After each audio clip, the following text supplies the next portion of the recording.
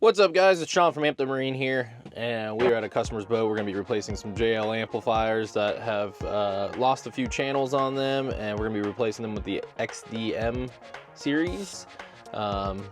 We've got a 1005 and a 808 going in this boat here. It's a 42 Invincible, and we're going to get ladders and everything set up to get into the boat, and we'll do a little walkthrough video as we're switching everything out.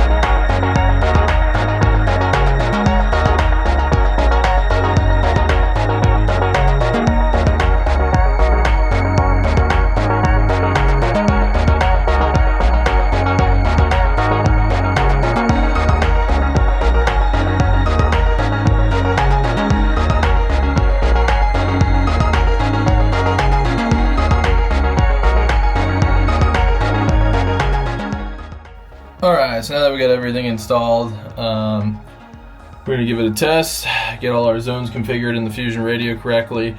We have everything just roughly installed. We always want to test everything out first, get our tuning all correct, and then we'll come back through and zip everything up with zip ties, make it all look nice and neat, and then put the last screw in that amplifier there and zip tie up all the wires. So we're going to get the tuning.